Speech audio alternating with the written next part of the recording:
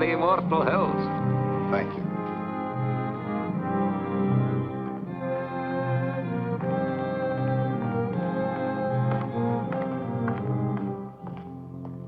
So, by way of making you feel right at home, Bobby. Mr. Chairman. Come along, sir. After you. This is your place now, you know.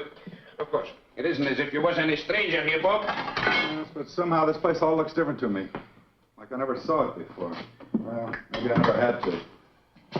It's cold as an icebox in here. Oh, that thing hasn't worked in years. Cement holds the wet, you know, makes the air a wee bit Christmassy. Won't bother you none once you get down to work. I'm not sworn in yet. Oh, that's only for show, sir. Now, let me see if I got the list of committee men right. First, Chairman Robert Kraft, yourself. Mr. Honiger, Treasurer, your Uncle George, Secretary, and of course Mr. Trowbridge and Mr. Bates, making 5 in all, right? Right. If you can find me at any time, my dwelling straight across the boulevard, opposite the gate. Makes it nice, living so close to my work. Now, would you like to see the sights, sir? Give the roof a chance to catch the heat. Mm-hmm. If you get to make a tour, it's a bit warmer outside. That's quite a map. Oh, yes, sir. That's a map of the entire cemetery, down to the weeest speck of dust. Here we are, and here's my shed with the row stone, and there's the gate you come in. Certainly kept it up to date. There's a new mausoleum on there already. Aye. Oh, yes, sir. This map's going to be a big help to you, Bobby. Suppose you got a customer and you want to know what ground we can show him. This is where the map comes in. One look and quick as a wink, you know who's where and what's what. It's them pins that makes it so easy. The black ones stand for the ones that is already there, and the white ones for them as has made their arrangements for the future. Now, for example, here's my place. Lovely, isn't she, Bob? There. Sun in the morning, but gets those trees to give shade in the afternoon heat. McKee, you've been on this job now 40 years, right? Aye. Well, I guess the committee's right. It's high time we retired you. Nothing to worry about. Full pension. You draw the same check every month. I'm to be paid for nothing from now on. No, you're to be paid for 40 years of devotion. And that's something. Anyone in mind to replace you? Oh, I hadn't given it much thought, sir, but, there must be plenty of young and hard-muscled toffs would give the right teeth for my shoes. It's a lovely place to work. You're outside, near Mother Air. Well, let me know if you find somebody. Oh, I will. Yes, sir, that's quite a map.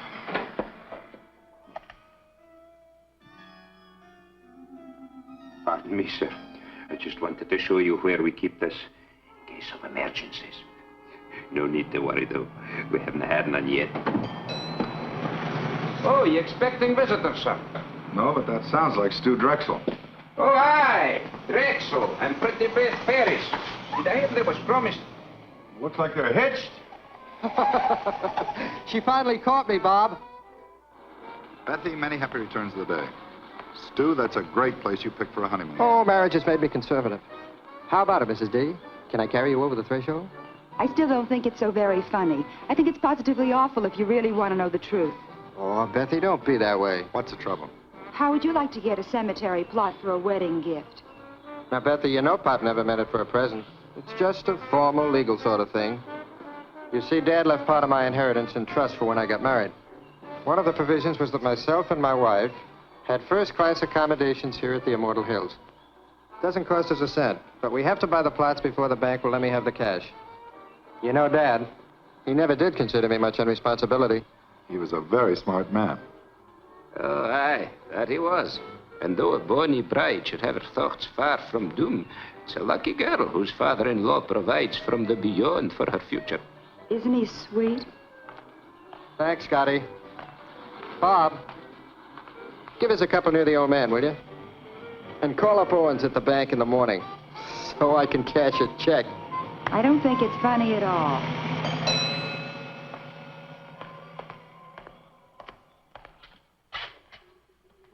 From the last administration, sir. Folks get a wee bit rocky when they come out here sometimes. Best to be prepared.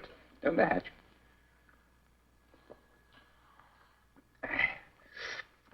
Thank you. Oh, over here. That's where the Drexel bunch is. Ah, it'll get so you'll love it out here, Bobby. It's a fine and green and lovely place. A fine place to slip away from the cares of the world. Slip away and live a wee bit.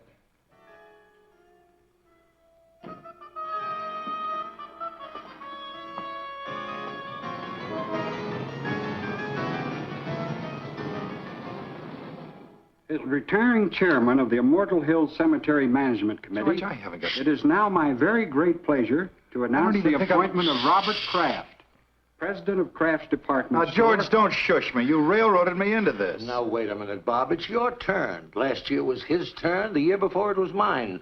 Nobody refuses to take the chairmanship. Pardon us, Henry. President of Kraft's department store. Why? Nobody ever has. It's just not done, son.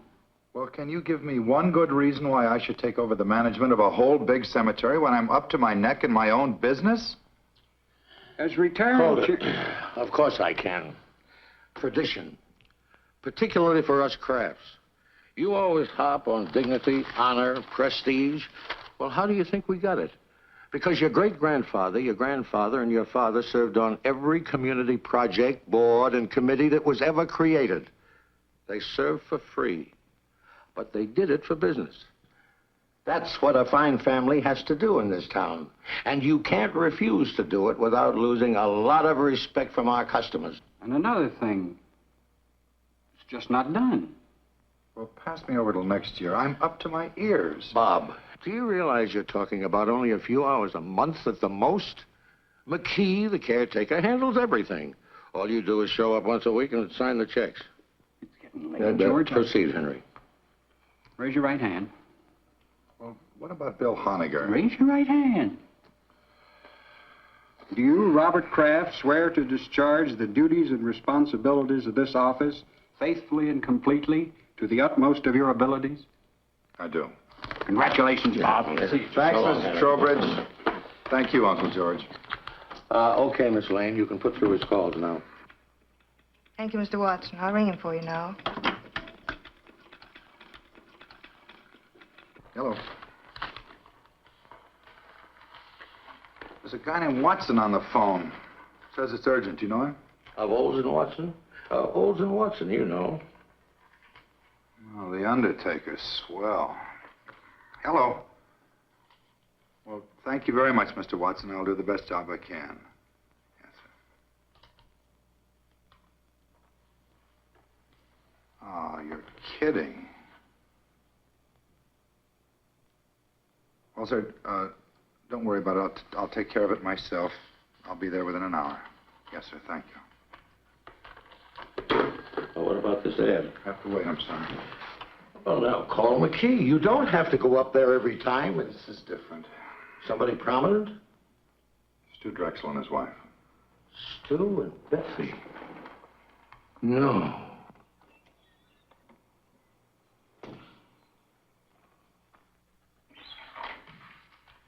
Hi. Hi, Jess. McKee, this is Mr. Jessup of the Milford Herald. Hi, Jessup. Oh, the west slope between the Pattersons and the Fenleys. What else is new? You were my big news for the day. Asked about plans for the coming year, Kraft revealed the Immortal Hills will install a drive-in bar to stimulate additional trade. I'm stuck with the obituary detail. Boy, it's cold in here. McKee, let's get that heat on, not later tomorrow. We better get ready for the interment. Aye, that'll be done, sir. And you better change the Drexel pins, black instead of white. Oh, they already got black pins, sir. Oh, who changed them? Well, now, the last I remember was the very day they come out here to give you the order, and you stuck in 2 pins. Yeah, I guess that's right. I must have picked up the wrong color. Well, nothing. It's just a little weird, that's all. What? Well, the kids came out here right after they tied the knot. They bought a couple of plots. Stu was complying with some technicality in his trust. And it was all very cute. We had a couple of laughs. And afterwards, I jabbed 2 pins in the map, white pins, I thought, just to make it official. And I hear today they've been killed. And the maps had them on the blacklist all the time. Okay, so what? Nothing. It just made me feel a little eerie, that's all. I think he means he marked the young couple for death, sir. Yeah, I guess that was it. That must have been the feeling I had. Well, it's funny what'll go through a guy's mind, isn't it? Do me a favor, McKee. If he starts fooling around with those pins again, be sure he stays away from the west slope, between the Pattersons and the Finleys. Indeed, I will, sir. Hi, Annie. What are you doing out here? I had a luncheon date, but I was stood up. I know a nice little place down the street. I just might take you up on that. I won't hold my breath. George told me about Beth and Stuart. I just had to see you. Made me think how lucky we are just to be alive and together. Oh, Ann, this is Mr. McKee. This is Miss Craig, my fiancée, Andy. How do you do? Miss, would you be wanting me for anything else, Bobby? No, thanks, Andy. Bob. What's wrong? Oh, nothing. I'm just a little depressed, that's all, but you'll take care of that. Ann, I kept wishing we could keep our appointment. Oh, rendezvous, if you don't mind. Your gray flannel is showing. Actually, do you know what made me turn around and come here instead of going home? Well, I was driving along, feeling rejected. And then all of a sudden, I saw you very clearly in my mind. Bob, it's just that you're too attractive. After all, president of a department store and in charge of the Immortal Hills. Irresistible. I saw you and I heard you. Lunchtime, Annie. That's what you said distinctly. Lunchtime, Annie. Well, I can do better than that, I hope. Oh, you did. You said, I want you. And I need you, and a whole lot of lovely things I'd be embarrassed to repeat. Yeah. You know, just about the time you were seeing me, I had you on my mind. That's amazing. No, I mean it. And I don't blame you for not wanting to repeat what I was thinking. We better go to lunch or get married. Or I can just as easily join Jess at that little spot down the road he spoke of. We regret the management does not permit exchanges once the merchandise has been purchased. Then I'll freshen up.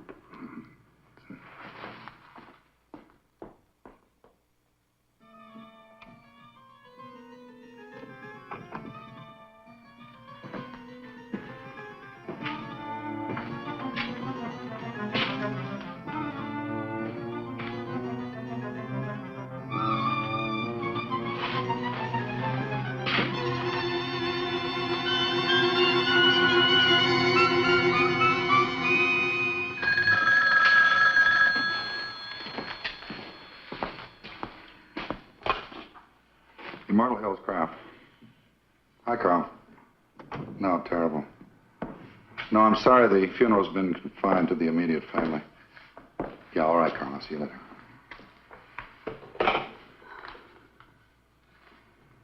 No, no.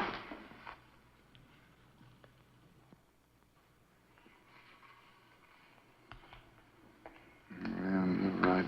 What? You're right. We are lucky to be alive and be with each other. Come on.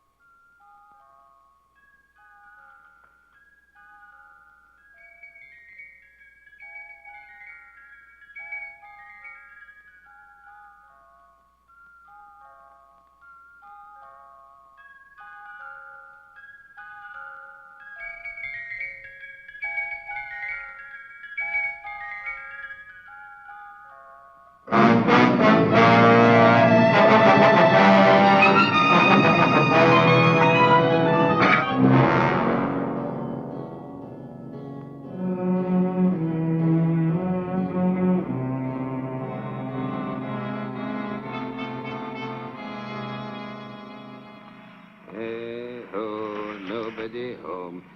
Eat nor drink nor money have none. Still, well.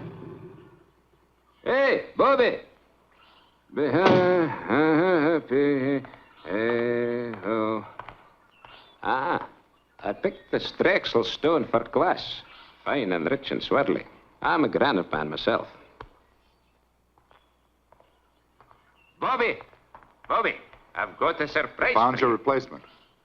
Oh, well, no, not yet. But I'm scouting the countryside. This is far sweeter.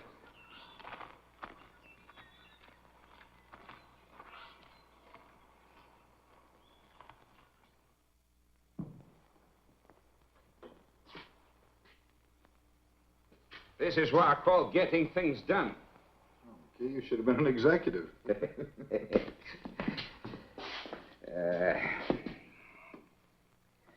Hey, best take off your coat, Bobby. You'll be getting overheated. Fairly quiet this week. Only one passing. Now, if you'll just sign these. Let's get rid of these flowers. Oh, aye, they smell a wee bit sickly. I was hoping to keep them for the burial this afternoon. We need much help? Oh, no, this is just an average funeral. They don't come like the Drexel doings every day, thank the Lord.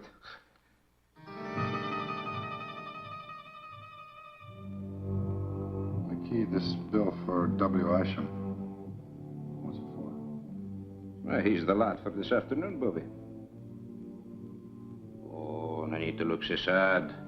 Willisham was the same age lad as me. Oh, there's something I've been meaning to tell you. Mighty queer it strikes me, Bob. I went to the map just after we got the news. They changed Willisham's pin to black. It was already black.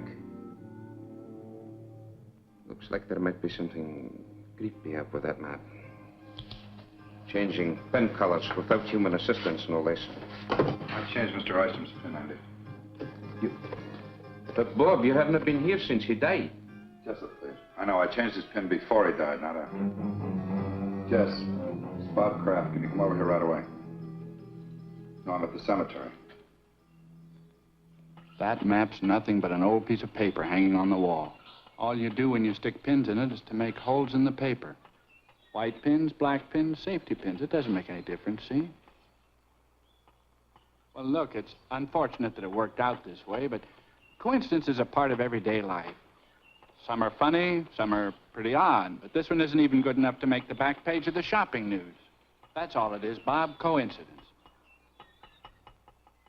Yeah. You're right, Jess. Thanks. That's okay. Sometime when I've tied on a real headbender, you can do the same for me. What's your trouble? Well, nothing, but I've been through all this before. The grass, and the quiet, and that sound. I never knew what it was. It's the sound of a name being cut into a headstone. Yeah, I've heard of people who thought they'd been through the same bit before in their dreams. I think it's even happened to me. What would you say if I told you this happens to me regularly? Ever since I was a child. Sometimes as often as every other week. I'd say you were sensitive or exaggerating. Third floor sportswear, 9280 gross. Compared to 8500 as the same date last year. Basement sportswear. I'm going to call Bates and Honegger and Trowbridge right now and tell them I'm quitting. Don't worry, George. Nothing drastic will happen to the store. My mind's made up. You mean mixed up? I've lived in Milford all my life, and I can't remember any man who ever let that place get the better of him. Why, when I was chairman, I'll bet I stuck the wrong colored pins in that thing 12 times. If I ran out of one color, I used the other. You've only been down there a couple of times. George, I put black pins in the map for the Drexel couple the day they were killed. Now, I didn't think anything of it at the time. And then I took a white pin out of the map quite at random, and I put a black pin in its place, and today I find out the old man it belonged to died during the week.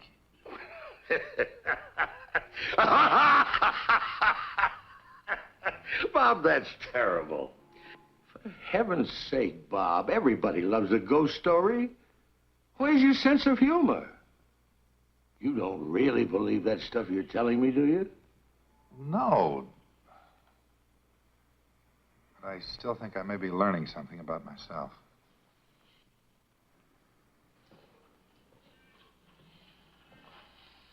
Where are you going? Oh, I think I'll just take a run out to the cemetery. What for? Sounds like it might be fun. After all, I've been trying to find some way to wipe out our competition for years. Good night, George.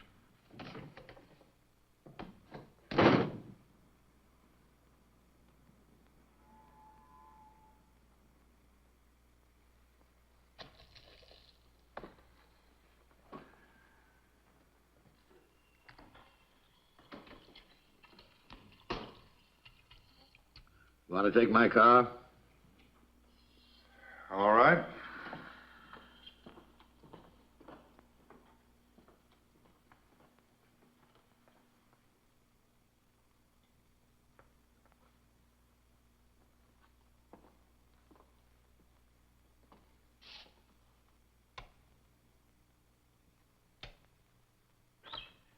Won't be but a moment, sir.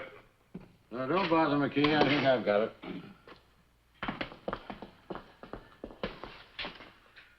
Oh, that'll be all, McKee. Is everything all right, Bobby? We'll see you later, Andy. Well, the place hasn't changed a bit since I was chairman. A few more pins in the map. Black ones. White ones, too. Sit down and relax, Bob. I think I can get this whole thing cleared up for you. What are you going to do? I'm going to convince you that there's nothing out here for you to worry about. George, let's forget this. Bob, I said I'm just going to convince you. Well, George, suppose you took Henry Trowbridge's white pin out and put a black one in its place, and tomorrow morning he turned up dead. It's not a chance. Well, I know not a chance, but suppose by some weird coincidence it happened. Now, it's happened to me 3 times already. I deal strictly in facts, son. I don't go for this coincidence bunk. But if Henry Trowbridge even looks a little peaked tomorrow, you can resign and I'll back you up. Now, Henry Trowbridge, let me see if I remember. George, I just mentioned Henry as an example. Now, you're not going to use him. Well, Henry's as good a choice as anybody, considering he directly preceded you as committee chairman. Wait a minute, George. You better let me put the pin in. If you do the honors and nothing happens, it won't be quite as conclusive. By all means, let's not diverge from the established pattern. But I'll have you know, I was no slouch when it came to pinning the tail on the donkey when I was a kid. No reflection on Henry. Go ahead, Bob.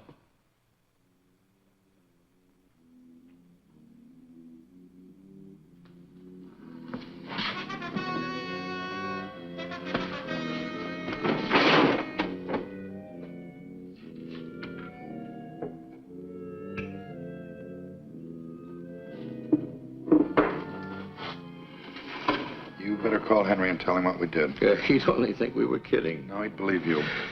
Then he'd call my physician, and he'd reserve a nice quiet room for me at Providence Hospital. Let's keep this quiet, my boy. Henry can't complain. After all, if his term had run a week or so longer, he might be having the willies instead of you.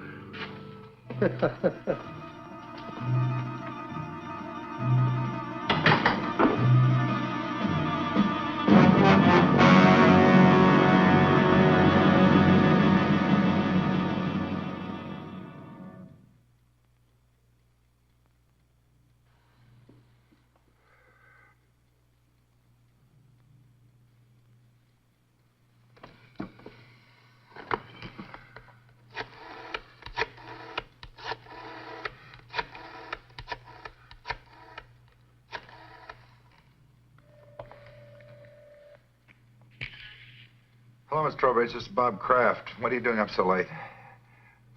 Nothing serious. I just meant to call Henry earlier and it slipped my mind. Put him on, will you?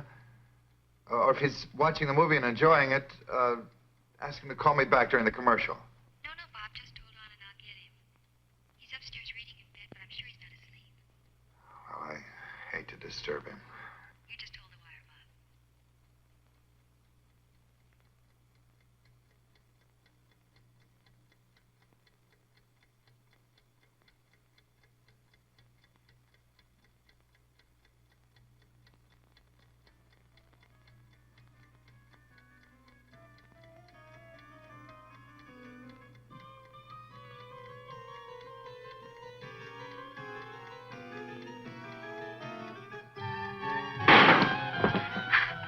Hello, Henry?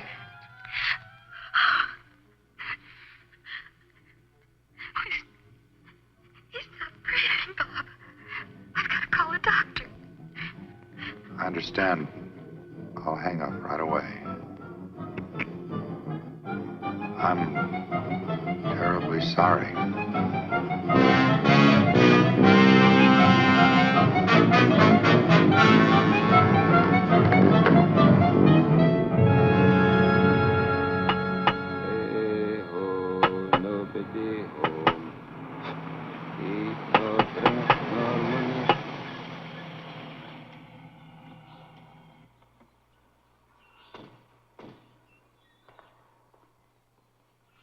Wait here. This won't take long.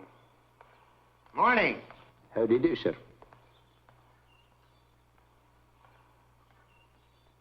Well, I don't understand it. Jess said he'd be here in 20 minutes.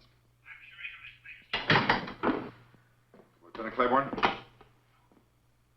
So that's it, huh? Sure big enough. There are the black pins, eh? We're particularly concerned with these four. Isham and the Drexel couple, and now Trowbridge. Let me get this straight, Mr. Kraft. You say that every time you stick a black pin in the map, people turn up dead? That's right. Well, go ahead, Lieutenant. You think I'm a crackpot, and I hope you're right. I just want to prove it beyond a reasonable doubt.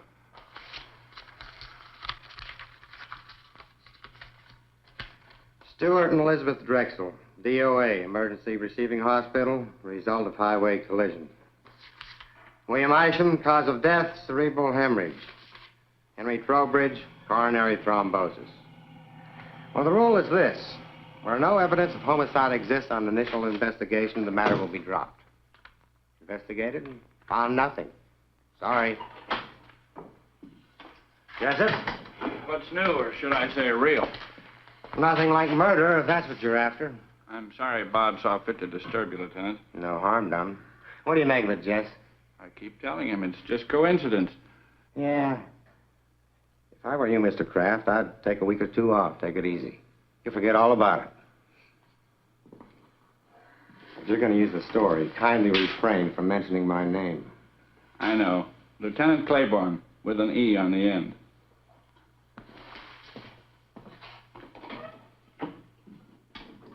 Boy, I think 4 deaths could appear so flimsy to a policeman. You never should have called the police. Claiborne's one of the best. Any other guy might have looked for a big, heavy book to throw at you. Yeah, maybe you're right. On the other hand, maybe that thing's dangerous. Really dangerous. Or maybe the element of danger is in a man. In me. Bob. Is there something different about me, Jess? I'm really beginning to wonder. Hey, buddy. If there is anything to this map bit, don't go blaming it on nameless forces. Maybe somebody's trying to scare you. Could be you got an enemy or two.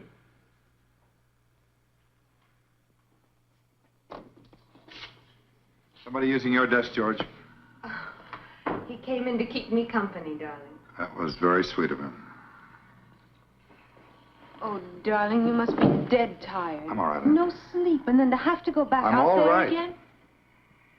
There's no crime in needing a good rest. George, I've got some correspondence to take care of. I've already taken care of your mail, and I took the liberty of making reservations for you. Flight 33, leaving for Miami at 5:45. My pal Sanford owns one of the finest hotels on the George, thanks anyway. There's nothing I'd rather do, but I can't possibly go now. Bob, I gave you my word. If anything happened to Henry, you could resign. I talked to Charlie and Bill Honiger, and they understand completely. It's all fixed, son. The situation's changed. Until this thing's cleared up, I'm not about to resign. Oh. And when you tell the others, ask them to meet me here in my office, 7:30 tonight. It's awfully short notice. The committee can't just ignore what's happened. I guess you're right. Darling, And I'm sorry, I didn't mean to snap at you. now why can't you resign? Well, because possibly something real, unreal, I don't know, is waiting to kill one of us every time I jab a black pin into that map. Bob, you're talking about Henry Trowbridge. The poor man died of a heart attack. Heart disease is the country's #1 killer. Maybe not in Milford. Oh, Bob, you can't mean that that map is literally killing people? No, Ann, maybe it isn't the map. Well... What about the other day? You saw me, you heard me. Lunchtime, Annie, I want you, I need you. Bob, I was obviously trying to bring a little romance into our very dull and dismal lives. No, Ann, don't try to deny it. I now. do deny it. Bob, I love you. I'm not in any sort of occult thrall to you. Hey, can't you take a joke?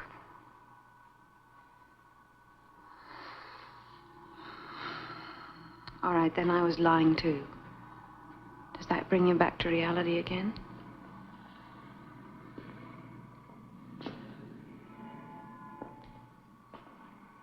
Bob, I think we better take advantage of those plane tickets. George's Mr. Sanford's could be best man. The offer's awfully attractive. I love you so much. And if you're going to cry, do it someplace else.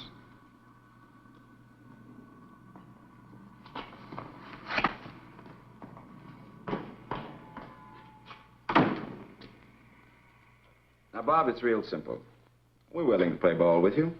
If you want to remain chairman of this committee, we wouldn't think of trying to dissuade you, because we have confidence in you. Full confidence. All the confidence in the world, Bob. Now, all we want before we break this up is a promise from you, Mr. Chairman, that before you turn in tonight, you'll go out to the cemetery. Now, let me finish. You'll go out there and change my white pen to black. Charlie's and George's. Just as simple as that. And then go home and go right to bed. No, sir. You're not the committee, Bob. You're only our chairman, with the duty to carry out the will of the majority. We feel that you should do as Bill said, because it'll put an end to this business once and for all. Otherwise, we'll do the resigning right here and now. Well, let me sleep on it. Let's all sleep on it. I don't think you people realize what might be involved here. Motion defeated. Tonight. Well, your devotion to the principle of majority rule moves me deeply. Okay? Good night.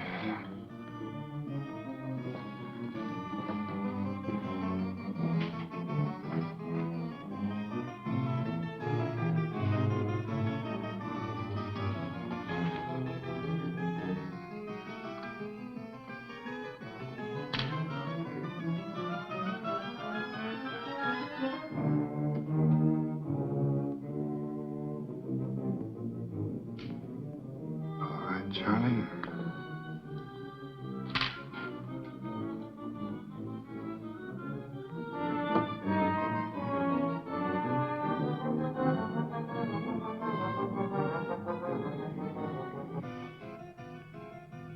Here goes nothing, Uncle George.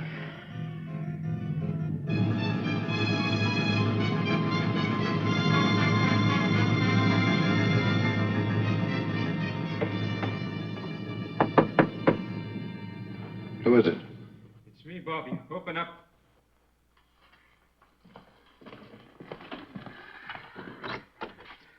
I seen your car lights from my window driving through the gate, so I come running. You needn't have bothered McKee. You put in a full day already. Now, I'll see you tomorrow. No. Bobby, please. Bobby, listen. When you locked and bolted this place, I said to myself, now there's a man who knows his business. That's why I said, he may not know everything what's behind it, but he knows when a thing's to be fooled with and when it's to be left alone. There's nothing to fear with a man like Bobby Kraft at the tiller. That's what I said. Well, that's fine now. You run along home and don't worry about a thing. Nothing's going to happen to you. No. Please. Bobby, lock this door again and send yourself home. Or else, who can answer for what may happen to the whole miserable lot of us? It'll have to be open sometime. If I don't do it, they'll get somebody who will. Good night, Andy. Good night.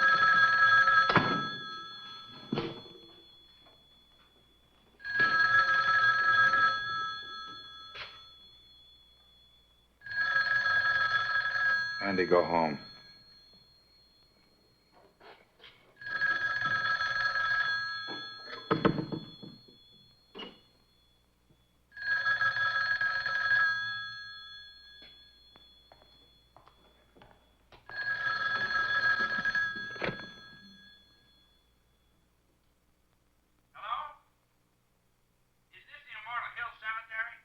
What do you want, Jess? Bob? Why didn't you answer me? I've been looking all over town for you. I'm calling from your place now. What are you doing at the cottage again? Haven't you had enough for one day? Jess, I think I've done something terribly wrong. Hello, Pete. What are you talking about? Well, we had a meeting of the cemetery committee after closing tonight. Bill Honegger, Charlie Bates, and George, everybody. And they voted to make me come out here to the cemetery and stick black pins in the map for each of them. Just like it was some kid's nightmare. So I did it. Jess, there's a black pin in that map for Charlie Bates and Bill Honegger and George.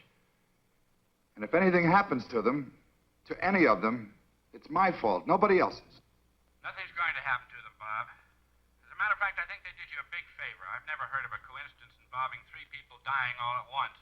By tomorrow at this time, this whole big worry of yours will be nothing but a lot of hot air.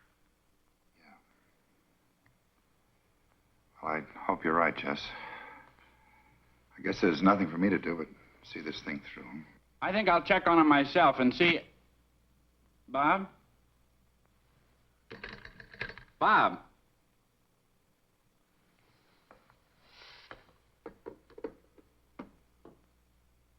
Honegger, Bates, and George.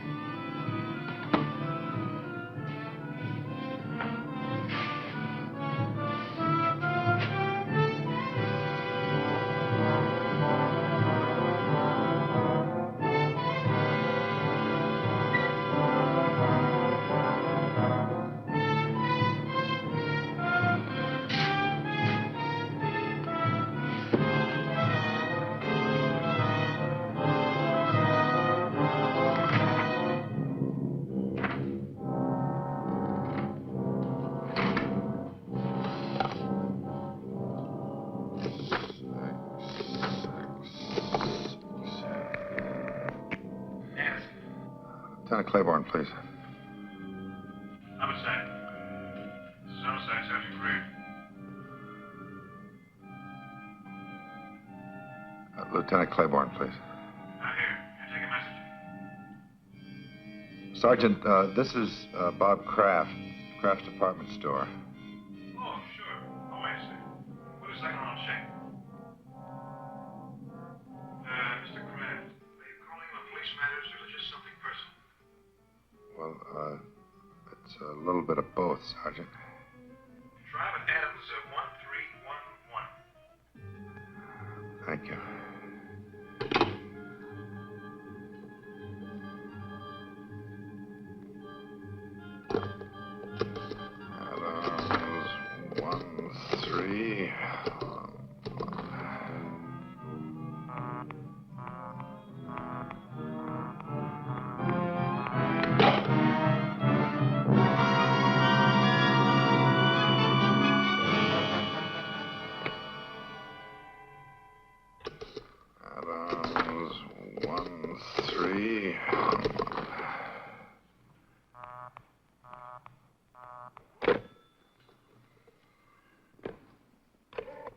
Adams 1311.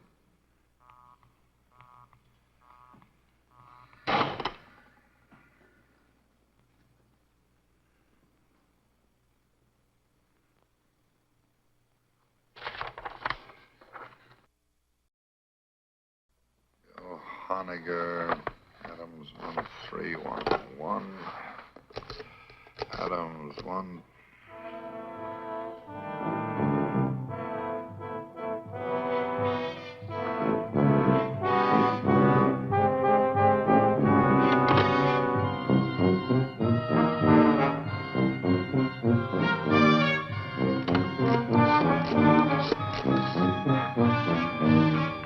Give me homicide.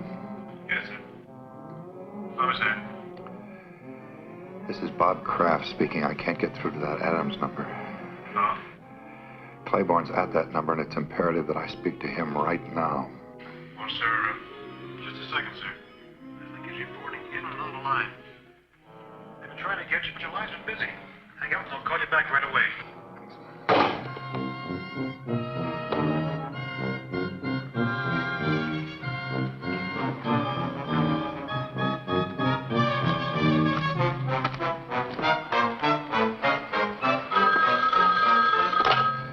Something happened to Bill Honegger. Hello. Yes, Bob. Jess, I'm expecting a call from Claiborne. Hang up. Call me back in 10 minutes. Claiborne's with me. Let me talk to him. He's not here now. What's wrong, Jess? Bill Honegger's dead. As soon as I found out, I routed Claiborne out of the sack and filled him in on the whole wild story. We were over at Honegger's in 10 minutes with 2 squad cars detailed to cover Charlie Bates and your uncle. How did Honegger get it? Well, he didn't. That's the trouble. What? Poor guy just dropped dead. Nothing out of the ordinary. Bates? Charlie Bates? They found him in his apartment. Say it. No homicide. He just stopped breathing. George? George, yeah. I called and told him about Honegger before I left for Claiborne's. By the time the police got there, George had already left. Well, they'll find him, Bob. Don't worry. I'll be waiting for word about George. Let me know.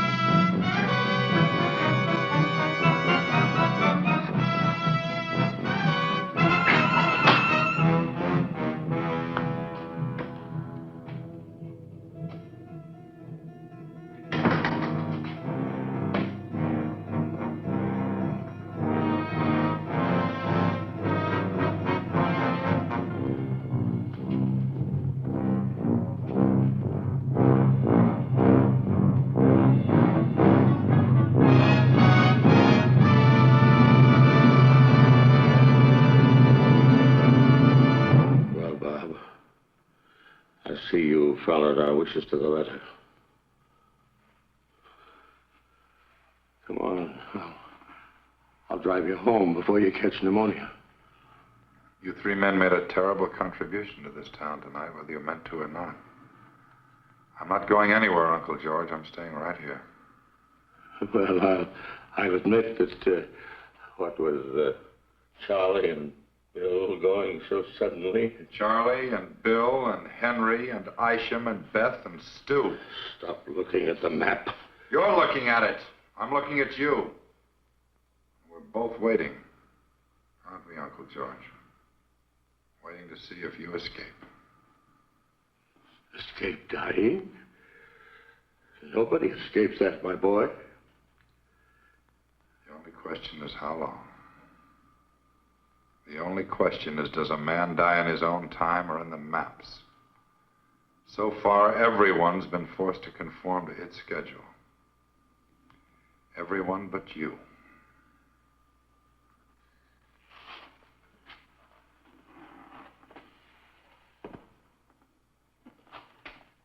That puts me back on schedule. My own schedule. If it makes you feel any better.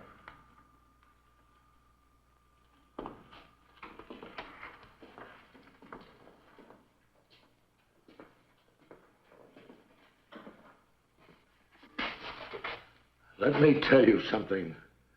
From now on, if you want to see me, you're going to have to come down to the store. I won't make another special trip on your account. The next time I see you, George, we'll both be right here.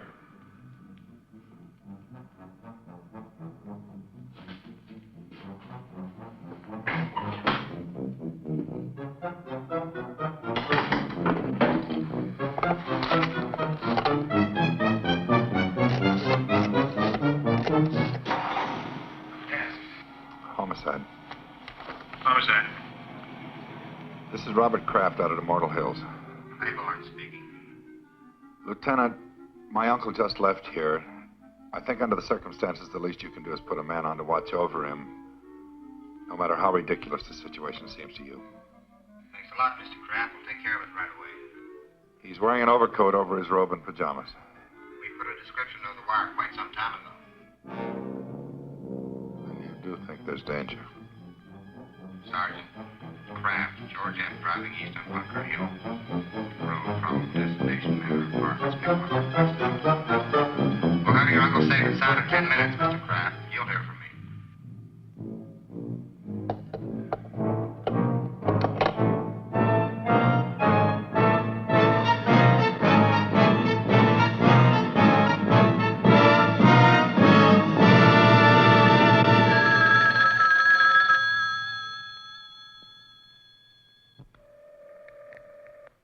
Are you sure your uncle was out there tonight? You didn't just think you saw him?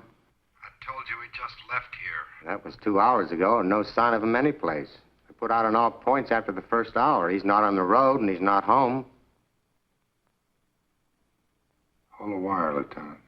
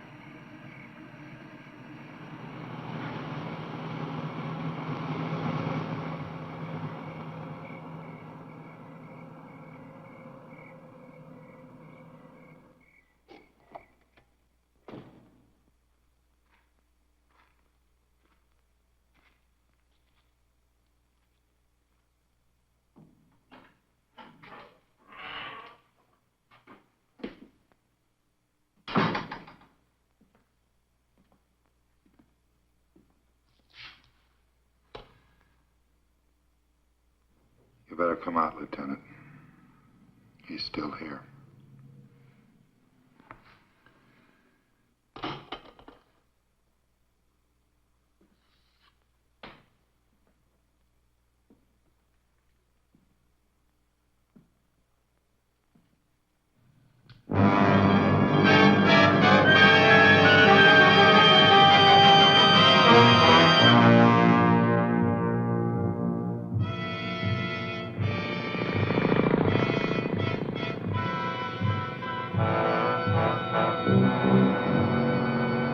Where have you been all the day? Randall, my son. Where have you been all the day? Andy! Someone. I've been out hunting, mother. I've been out hunting, mother. Make my bed soft, mother. Make my bed soon, for I'm sick. Andy!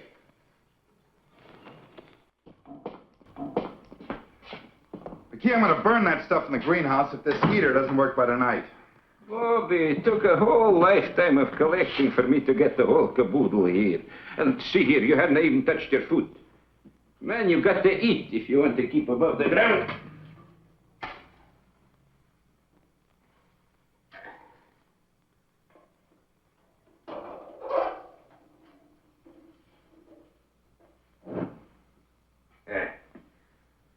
Lights for me, Bobby. Of course, I can't answer for what happens after sundown.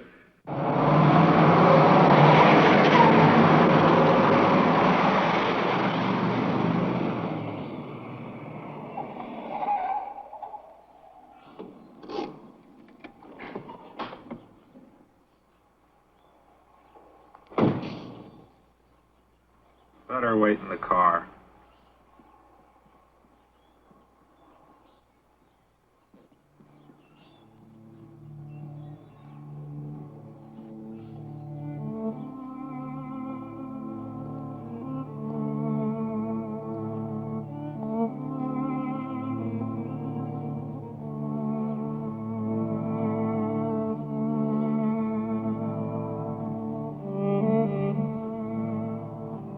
Irresistible. Aren't I crazy? Completely. I'll never change, I'm afraid. Annie, I'll see you later. Bob, please. I take it back. What? That day in the car, I did see you and I did hear you. I really did. I should never have denied it. It's all right, Annie. I'll see you later.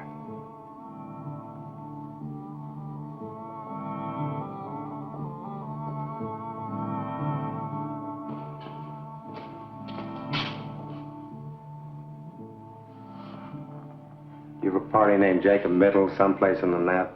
M-I-T-T-E-L. William Porter? Sure. You know him? Yeah. We contact the French designers through Mittel. Matter of fact, he's in Paris now. Better strike him out. Jenny? Go ahead.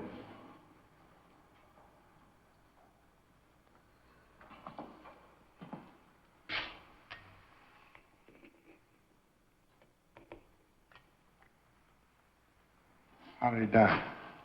He isn't dead. At least not yet.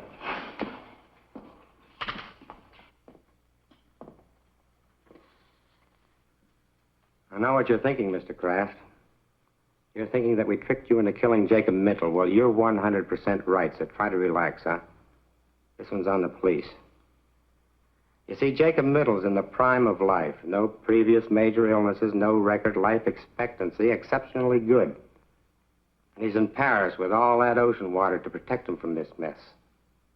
Up until now, all the deaths have been confined to the local area. If it strikes somebody on another continent, then we've really found something. I knew I should have gotten rid of those pins 4 days ago. Even the map, the whole thing, out. What I want to know is, what are you going to tell the district attorney is responsible for these deaths? We gave this case a real full-dress investigation, Mr. Kraft. Questioned you and all the other suspects and witnesses until the point of comedy. Found nothing. No motive, no opportunity, no suspect, no crime, no weapon. Except 7 pins went in. And the 7 people died, not 1, 7. Who put in those pins? You did, all 7. Other chairmen and so on have been putting pins in that map for years, and nothing happened. But with me, it isn't impossible for a certain kind of man to be endowed with powers that nobody had ever dreamed he could have. A lot of scientists claim that. Maps and pins can't kill alone. The power of a human brain has to be behind them. Like in the Indies, I guess, those voodoo dolls you hear about. Witch doctor sticks pins in the thing until the guy in question is jinxed into dying. Of course, I know he didn't mean to kill anybody.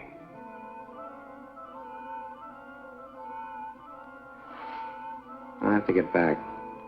You'll hear from me the minute we get word.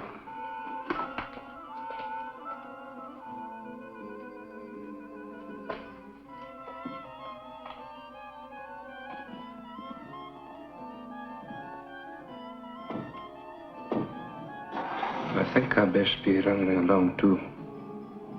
Bob. I think so.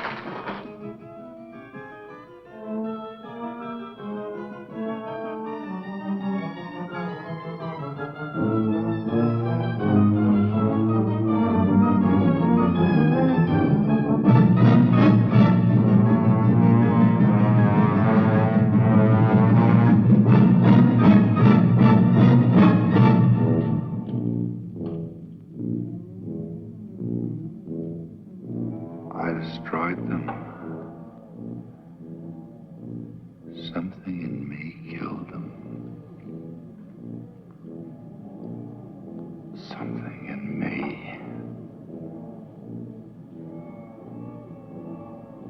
But I couldn't refuse the job. Not a man with my reasoning power.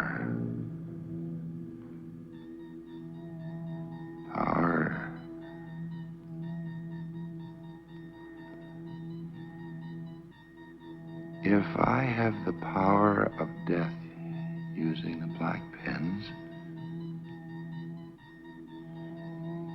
then I must have the power of life using the white ones.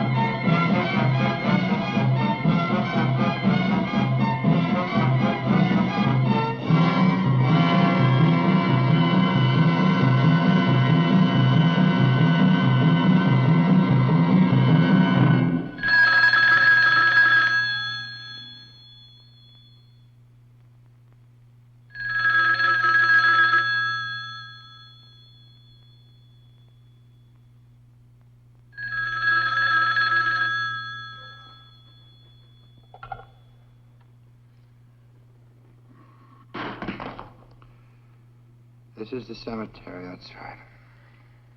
This is Rosamund Middle. Rosamond, I don't... Yes. Can't you hear me? This is Rosamund Middle. Jay's wife. Rosamond, yes. Just received a cable, Bob. Can't you hear me? He just received a cable from Paris, France. That's right. I'll read it again. Regret. Jacob W. Middle died in Hotel Royale. Body awaits disposition. Signed American Embassy, Paris, France. He died there. Died in Paris, France. Died. Jacob W. Middle. Impossible.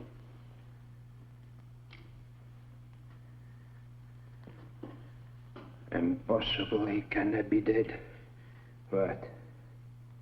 What? You still think that thing's the killer? Or your own puny power, Mr. Chairman? The only power you or that map ever had was me, so far as killing goes. You marked them for death, Mr. Chairman, but who did the deed? Andrew McGee. Oh, Andy. Why? You and your high and mighty committee, turning out a man with 40 years of service on the grounds. 40 years. I told you, Andy, a full pension. It isn't cash what keeps a man going, lad. What keeps his feet on the ground and keeps him on the job till the Lord makes him quit.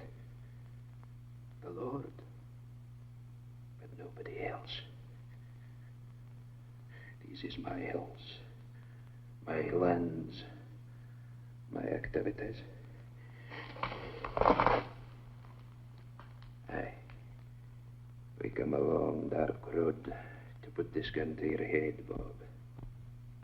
Andy, we never tried to take anything away from you. Aye. I made sure of that.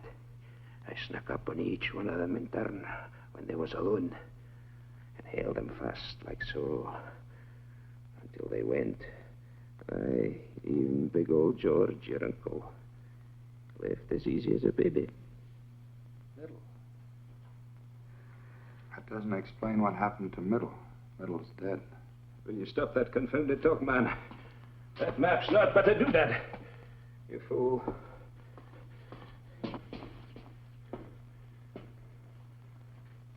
There is nothing to fear here.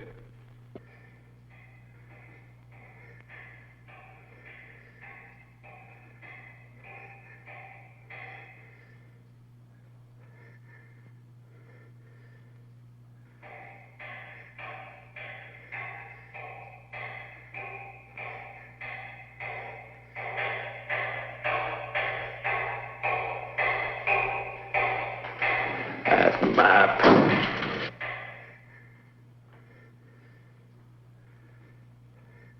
Andy, talk about something else, quick. It's important. We're finished with talking. Finished you are with maps and pins black and white. Talk about something else, I said. It's important right now. Talk about anything else. Now.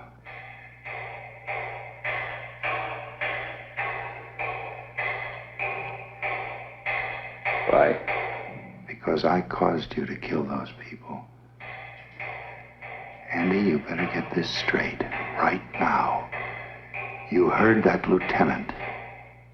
It's possible for some people to have things inside them that make other things happen. Nothing is impossible for a man like that if he thinks about it hard enough. I know you, Andy, you're no killer. I made you do it. You talked me into killing them? Then they could all be back. Andy, I never knew it. How'd you come from that? That noise. Can't you hear it?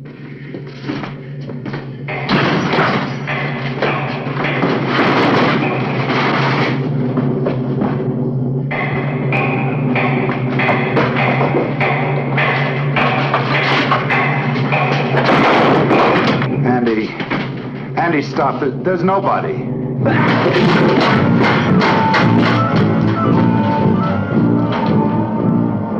They could all be back.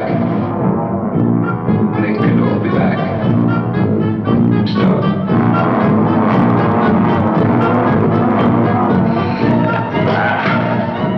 Don't take me, sir. Go away. You should have stuck in them white pens for me. But now it's too late. Too late.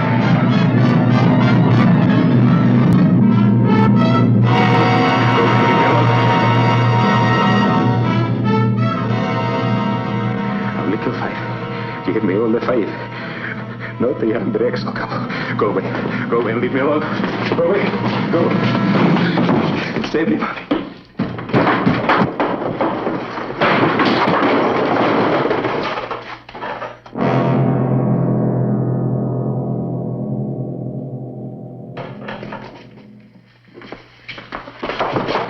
He's dead, Lieutenant.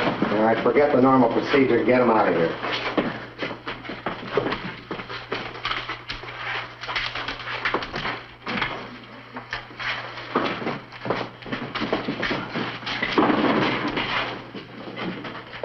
Exhibit A. You really didn't need it. They died of fright first, just like he did.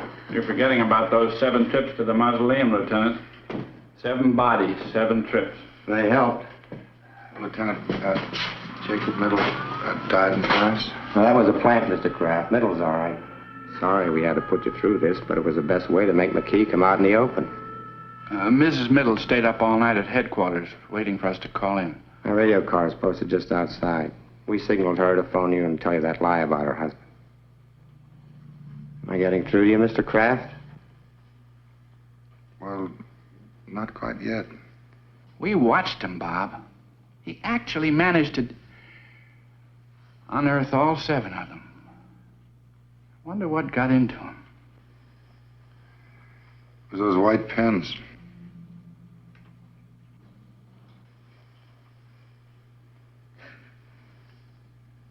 It was.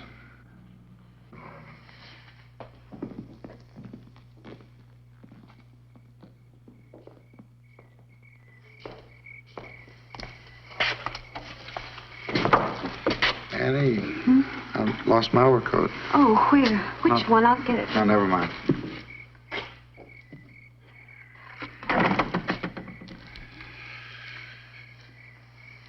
I think I can find it myself.